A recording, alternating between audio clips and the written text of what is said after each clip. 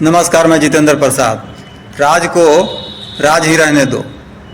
कहीं पंगासस, कहीं एपेस्टीन, कहीं अडानी, कहीं निखिल गुप्ता। बहुत बड़ा झोल चल रहा है हमारे देश में, या कहें मोदी के साथ लगता है कि देश को डुबो ही देंगे। बीजेपी के लोग अभी इस वक्त हमारे माननीय प्रधानमंत्री इजराइल की यात्रा पर गए हैं। सवाल उठता है, क्यों गए हैं? इजराइल ऐसा क्या है जो मोदी बार बार वहाँ जाते हैं और वहाँ की यात्रा करते हैं, जबकि इस समय ईरान और अमेरिका दोनों युद्ध के मुहाने पर आमने सामने खड़े हैं। ऐसे में हर देश को बचना चाहिए। दोनों देशों की यात्रा को रद्द कर रहे हैं और हमारे मोदी जी जो हैं इजराइल जा रहे हैं। क्या इससे ईरान के साथ हमारा गलत मैसेज नहीं जा सकता है? लेकिन महामानव की इसकी कोई परवाह नहीं है।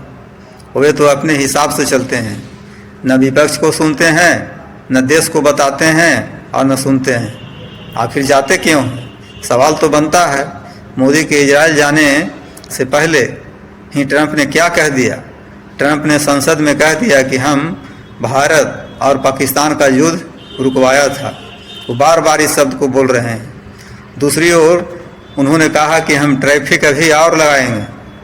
जो यह सोच रहे हैं कि सुप्रीम कोर्ट से कहने पर हम मान जाएंगे, ऐसा कुछ नहीं होगा। हम टैरिफ नहीं घटावेंगे, ऐसा बिल्कुल नहीं होगा। ट्रंप ने कहा कि हम कोई कटौती नहीं करेंगे इसमें। उन्होंने सोलर पैनल पर 110% टैरिफ और लगा दिया। बल्कि एक तरफ तो बीजेपी की सरकार कहती है कि कोई डील ही नहीं हुआ है, और ट्रंप ने मानवता ही नहीं, रोज नए नए टैरिफ लगाता जा रहा है। मोदी की छटपटाहट बता रही है कि मोदी किस हद तक अमेरिका इजराइल ने बंदर बना दिया है। इजराइल और अमेरिका मोदी की काम तो लगेगा मगर कोई काम नहीं देगा। भारत यहूदी के जाल में फंस चुका है। मिस्टर ट्रंप अब मोदी का कोई दोस्त नहीं है, दुश्मन बन चुका है। पहले भी ट्रंप के दोस्त नहीं थे, सिर्फ दोस्ती का नाटक कर रहे थे और मोदी उनके जाल में फंसते चल गए। और ऐसी हालत हो गई है कि मोदी जी कहते हैं न खाऊंगा न खाने दूंगा, लेकिन हो रहा है सीधा उसका उल्टा।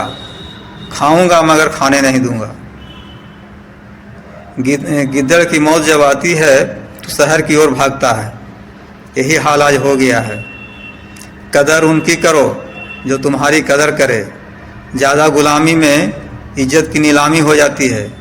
मेरा विचार तो यही है, भारत को भी चाइना, रूस, ईरान के साथ आना चाहिए खुलकर। इससे भारत को मजबूती मिलेगी, पावर मिलेगा।